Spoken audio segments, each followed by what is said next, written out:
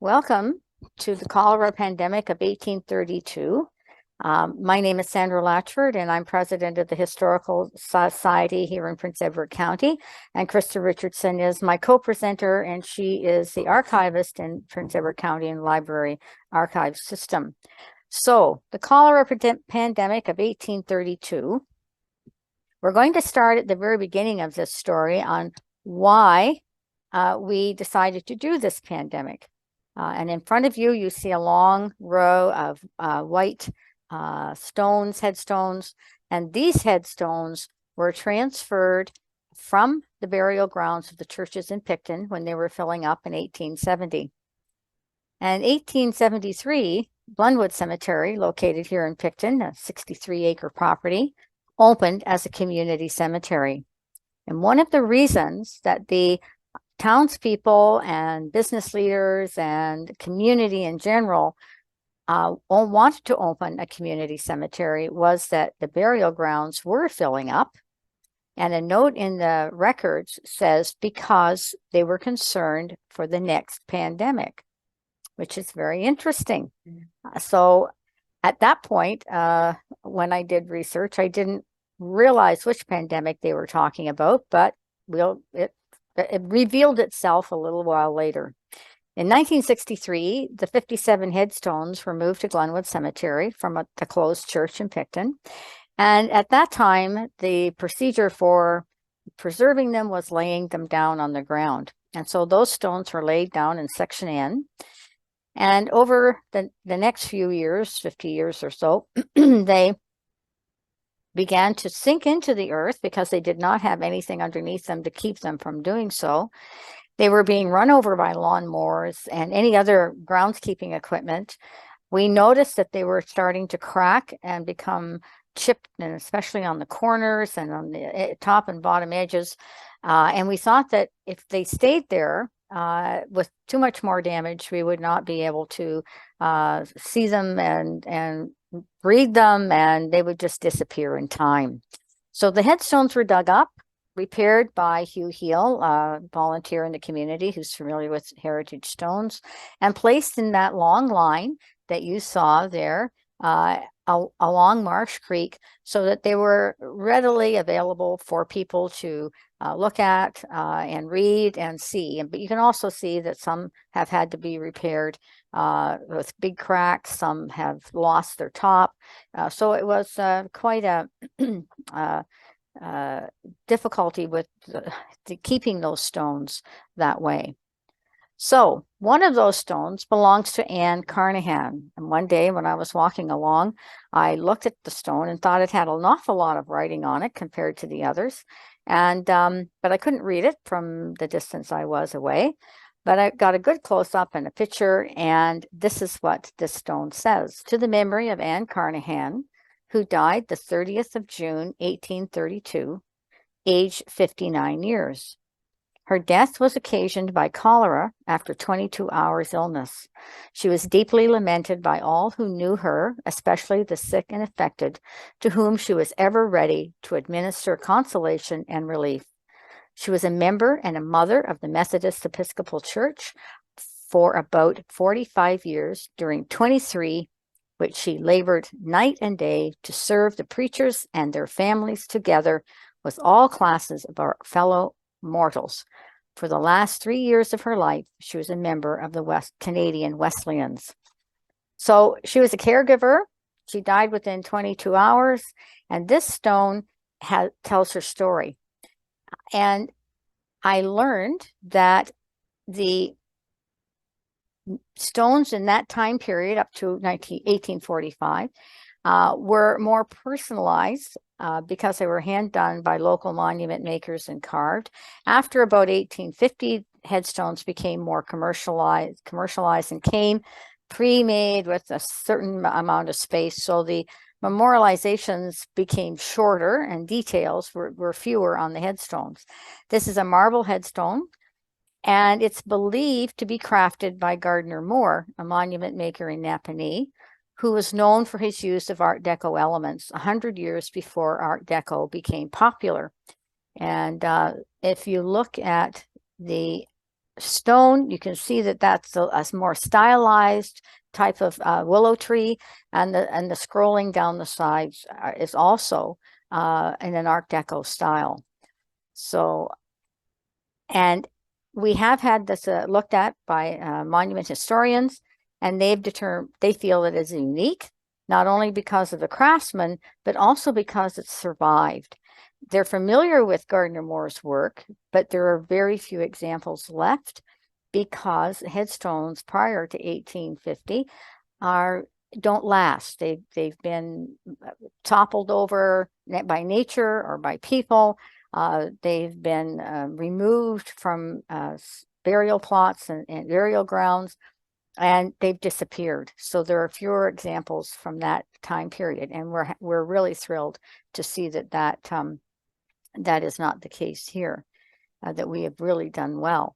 I also went looking for another tombstone to see, or headstone to see, and when I came around a Ruthsa, daughter of Jacob Wilcox, I think it's the 6th. It's a little blurry there in the inscription. Town of Mount Holly, wife of Arulus Tupper, died with the cholera July 5th, 1832, aged 22 years and 10 months, 23 days. Prepare to meet thy God.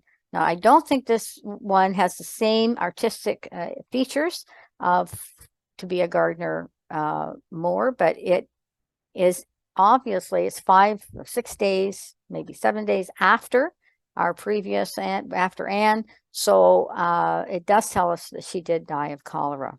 So it's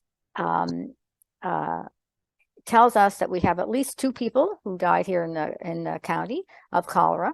And so I went over to Krista and said, Krista, please, will you help me research and find out about the cholera epidemic of 1832? We know 2 people who in our community in Picton that passed away from that disease. So tell us a little bit more about it.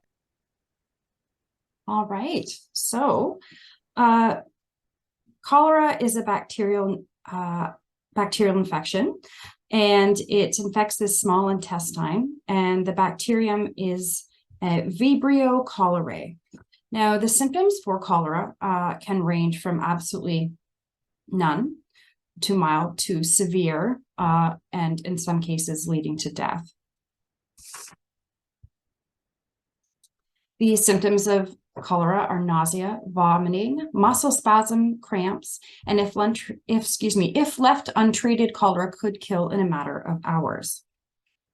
Now, cholera is not a new ailment. It was actually documented by the Greeks, the ancient Greeks. However, this strain seems to be much more harmful and violent than anything that had been documented before. There was also thoughts of it originating in the Ganges Delta in 400 BC. As I said before, this is not a new disease, but the severity of it and how hard it hit for pandemic proportions was. What I did find interesting is with the different names of cholera were some of the racial undertones and the undercurrents that seemed to arrive with it. Now, this is, one of the names is blue cholera. Obviously, blue cholera got its name from the tint of the skin that was when the body was starved of oxygen, and from extreme fluid loss as well. And as you can see with this Viennese woman, you can clearly see the blue tint on her skin, the sickly discoloration. Now, the other names, we did blue cholera, the spasmodic cholera. Now, I could not find a definition on how spasmodic cholera actually got its name. However, because of the dehydration, muscle cramping and spasms were quite prevalent, and I'm assuming that is a part of the name and how it got its name. Asiatic cholera, the disease first spread by travelers along trade routes from land and sea to Russia in 1817, later to the rest of Europe, and from Europe to North America and the rest of the world. Hence, of course, the name Asiatic cholera. Indian cholera, associated with the origins in India and the East. And as cholera arrived in India, it was first spread throughout the natives of the area, of course, because of the close proximity in which they lived and the poor living conditions. Cholera morbus. Now, what I did find interesting about the name cholera morbus is that it actually wasn't used until the 1830s. And of course, morbus meaning death. So it was deadly cholera is the translation. And yes, perhaps not a nice characteristic, but severe yellow diarrhea was known as a direct symptom of cholera morbus. There's particularly severe epidemic in Bangladesh and Western India in 1817. And as global trade began, so did shipping and traveling to Asia, then Russia, Western Europe, and the British Isles in 1831. By 1832 February, it was in London. And in Bengal, India, and Southeast Asia, the death toll was 6 figures high by this time. Death in India between 1817 and 1860 is in the first 3 pandemics of the 19th century are estimated to exceed over 15 million people. Another 23 million died between 1865 and 1917 during the next 3 pandemics. Cholera deaths in Russia, in the Russian Empire during a similar time period exceeded 2 million. The spread began to be known for being a product of industrial waste and urban poverty associated with the lower class and less among the more wealthy elite. Essentially the haves and the have-nots.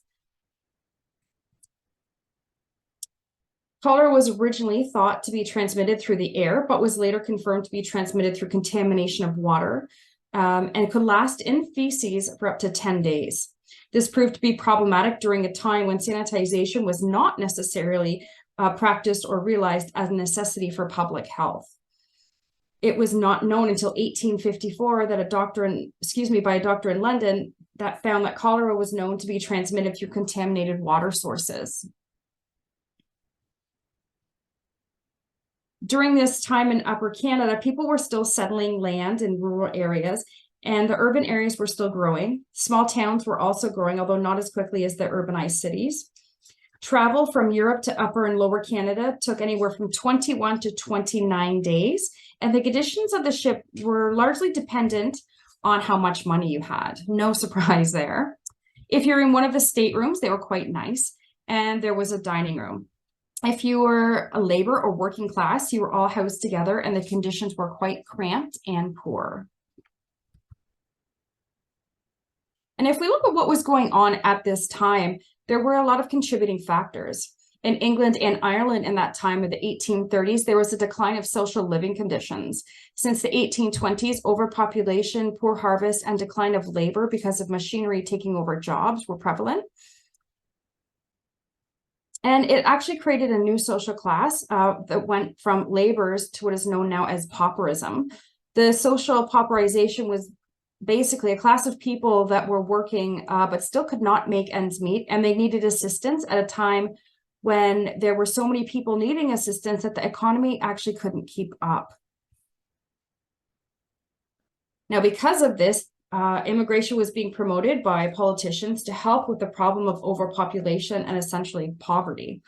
This in turn affected Upper Canada, specifically as people were coming over to resettle and were infected, many times unknowingly, with cholera. They then transmitted it to others. Think of the small, cramped conditions and unsanitary conditions of the ships they would have come over on.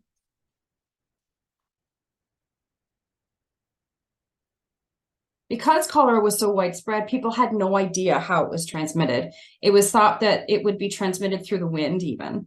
But in actual fact, cholera is waterborne, meaning it was transmitted when water was contaminated with cholera, when feces was infected with the bacteria and then ingested. Cholera, as I said before, could live up in the feces for up to 10 days. And think about how much we do with water and we take it so for granted. We wash our hands, we wash our fruits and vegetables, we even ingest it. The sanitations and sewer systems were so limited, it was common practice to throw waste into the street, which then leads to contamination of water supplies. The Irish were particularly shunned because of one of the most common noted ships that was documented as bringing cholera to Lower Canada was an Irish immigration ship landed in Grosse Ile of June 1832 called the Carrick.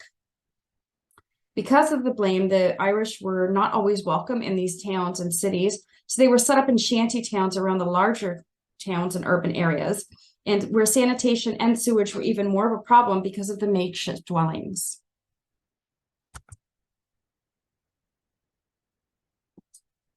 People getting off and on the ships while emigrating or shipping goods at ports were easily infected with cholera. And as we can see here, Quebec City experienced its first outbreak of the epidemic June 4th, where we see that in Quebec City was drastically affected.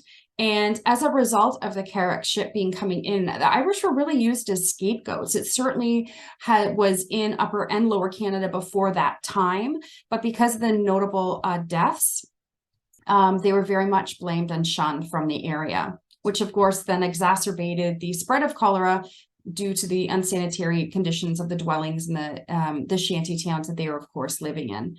The Carrick actually lost 42 passengers on one ship.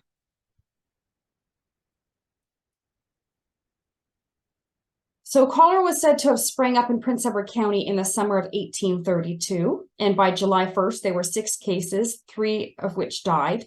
By July 18th, there were said to be 18 new cases. The doctor in Picton at the time was Dr. Moore, and he actually consulted with physicians in Kingston on how to best deal with the cholera situation. And I found the majority of the cases were actually, in fact, in Picton.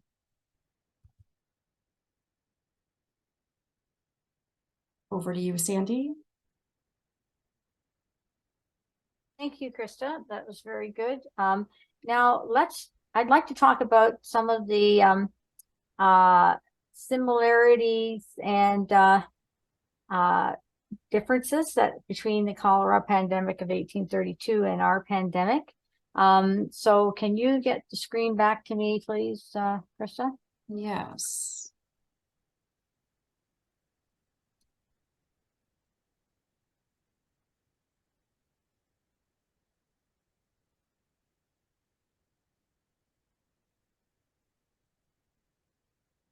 So some of the similarities and differences, and we can talk about them, is that they did use quarantine methods in 1832, and they did it at where the ships came in from Europe, but they also, some small towns might have done quarantining. Is that correct, Krista? Yeah, so there was a case in Chippewa, I believe Chippewa Falls, which is just past Niagara Falls, where they actually were afraid that cholera had, in fact, infected the town. And they actually had doctors brought in from York, and who on a number of different visits found out that it was not. It was ruminant fever. But they actually closed down the town. The individuals were actually shut up in the houses for fear that it was cholera. Okay. So, and now hand washing, I know were told to do hand washing, but if they didn't have clean water, that would not have been helpful. It would be helpful if the water used for your hand washing was clean and sanitary, but if it was also contaminated with cholera, that would have been a blow to to not spreading it. It would be very hard to get clean when you're using dirty water, right? Absolutely. I mean, and in some cases, it even would have exacerbated the situation. Yeah. If you're thinking of, the water on the ships, the number of people using that water, you know, and once ingested, as I said, washing food in the water and then, ingesting an apple and, that type of thing, it would have been easily contaminated and transferred. Yes. Okay. So, and that about 30 years later, they got the connection between that and the bug travel, that you needed clean water. The water needed to be sanitized coming in for drinking water, and that we had to separate sewage out. So around the 1850s, they started to investigate having municipal water systems in bigger towns and cities to help with this eliminating and minimizing the breakout of cholera. But that happened about 30 years after 1832. So there was a lag there in trying to figure out what the cause was and how to manage that cause and minimize the risk.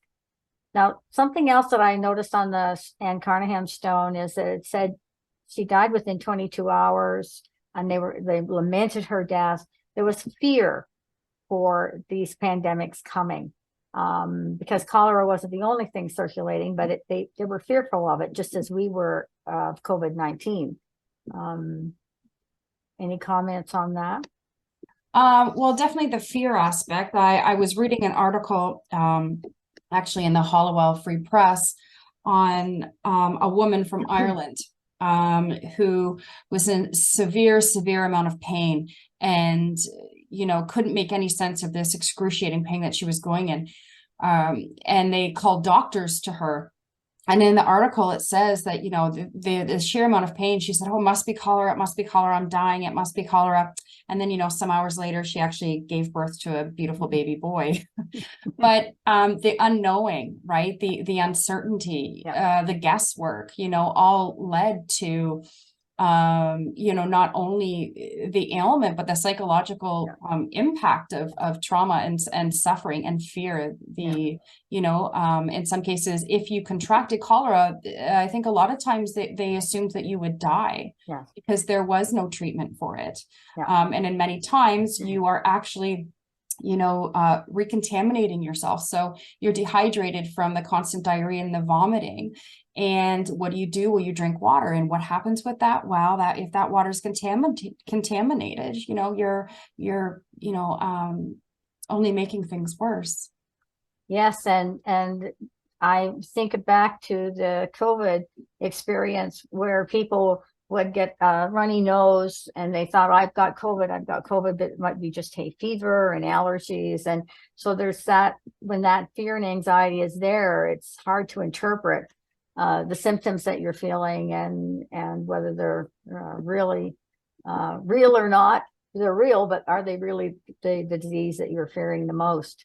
Well, I think you're touching base on the stigma. And certainly in the individuals of the names that you gave me, when I was looking at the obituaries and the death notices, nowhere did it ever state cholera as the cause of death, which I think really remarks upon, the fear of the stigma, the fear of the chaos that might ensue if if the wider population found out that, cholera was contracted or not.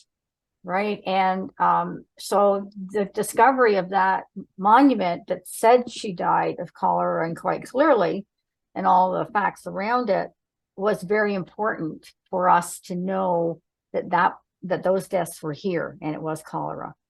Absolutely. I mean, vital statistics were not actually recorded formally until like 1869. So, I mean, if you didn't have a church register of a birth, marriage, or a death, I mean, those records were not formally kept. And trying to find the birth, marriage, and the death records in a municipal archives, many times there just is no way to locate them. So many times it's by accident that we find the cause of death, as you did with the gravestone.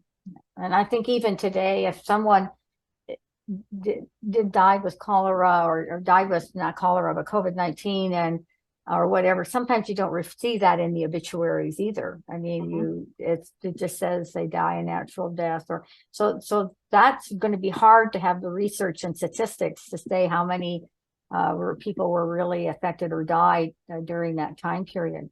I also read somewhere that the uprising in 1832 against the government, they had an anti-government reaction to the methods they were using of quarantining, etc. And they even burned a cholera hospital down.